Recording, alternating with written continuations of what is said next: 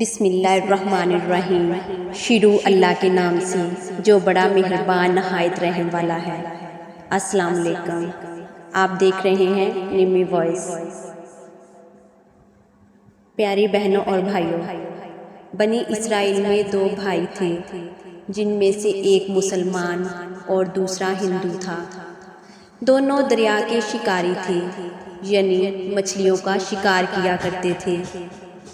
کافر بت کو سجدہ کرتا، مگر جب مچھلیوں کے لیے دریا میں جال ڈالتا تو اس قدر مچھلی آ جاتی کہ ان کو کھینچنا مشکل ہو جاتا، مگر جب مسلمان جال ڈالتا تو اس کے جال میں صرف ایک مچھلی آتی اور وہ اس پر صبر کے ساتھ خدا کا شکر ادا کرتا۔ اتفاق سے اس مسلمان کی بیوی ایک روز چھت پر گئی تو اس کی نظر کافر کی بیوی پر پڑی جو زیور اور بہترین لباس سے آراستہ تھی۔ یہ دیکھ کر اس مسلمان کی بیوی کے دل میں وسوسہ پیدا ہو گیا، کاش میں بھی ایسی ہوتی۔ تو کافر کی بیوی بولی، تو اپنے شوہر کو آمادہ کر لے کہ وہ بھی میرے شوہر کے معبود یعنی بت کی عبادت کیا کرے، تاکہ تو بھی میری طرح مالدار ہو جائے۔ یہ سن کر مسلمان کی بیوی غمزدہ ہو کر نیچے آئی، اور جب اس کا شوہر گھر آیا تو بیوی کا حال دیکھ کر دریافت کیا کہ آخر بات کیا ہے جس سے تو اس قدر غمزدہ معلوم ہوتی ہے۔ اس کی بیوی کہنے لگی، بس میاں، یا تو تم مجھے طلاق دے دو یا اپنے بھائی کے معبود کی پوجا کرو۔ یہ سن کر اس کے شوہر نے کہا، خدا کی بندی خدا سے نہیں ڈرتی، ایمان کی دولت کے بعد یہ تو کفر کی باتیں کرتی ہے۔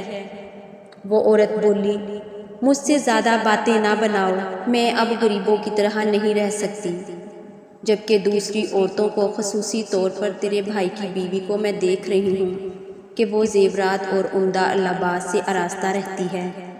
جب اس مرد مومن نے دیکھا کہ عورت ضد پر اتر آئی ہے اور اس کا اسرار حد سے بڑھ چکا ہے تو اس نے عورت کو تسلی دی اور کہا، اچھا، گھبرانے کی ضرورت نہیں، میں کل سے کاریگروں اور مزدوروں میں جا کر محنت کر کے تمہیں روزانہ 2 درہم دیا کروں گا، ان 2 درہم سے تم اپنی حالت درست کر لینا۔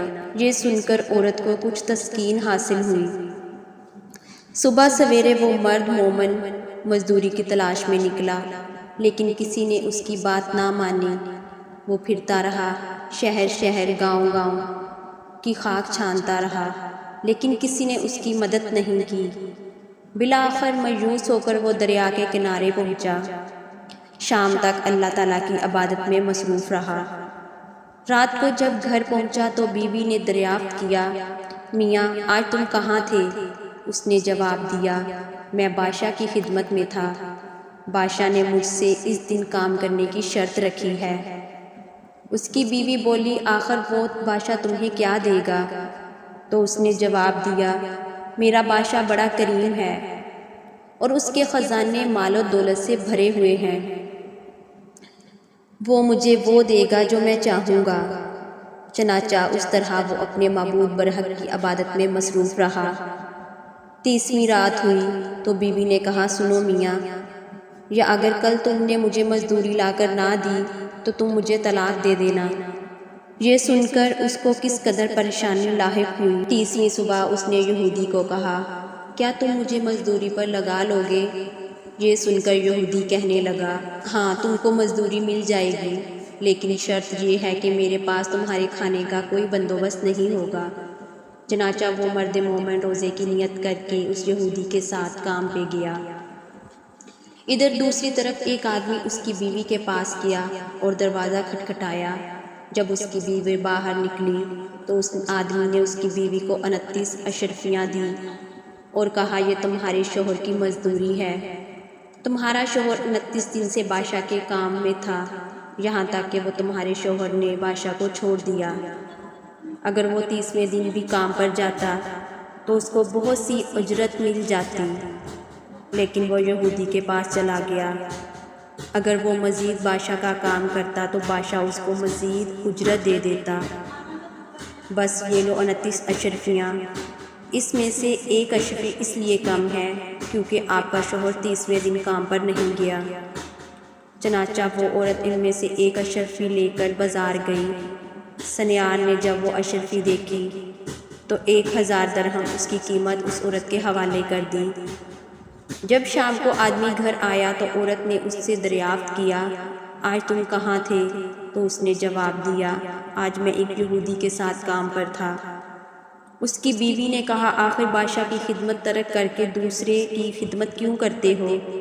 پھر اپنے شوہر کو اشرفیوں کا واقعہ سنایا، جس کو سن کر وہ مرد مومن روتے روتے بے ہوش ہو گیا۔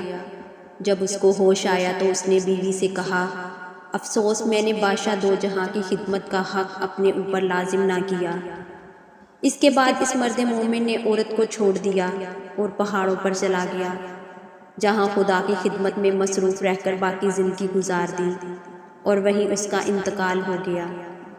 محترم عزیز دوستو، اللہ کے خزانوں میں کوئی کمی نہیں، وہ بندے کو اس کی عبادت کا صلہ ضرور دیتا ہے، اگرچہ بعض دفعہ کسی حکمت کی بنا پر اس کے ہاں دیر ہو جاتی ہے، لیکن بہرحال اندھیر پھر بھی نہیں ہے، وہ بندوں کو ضرور دیتا ہے۔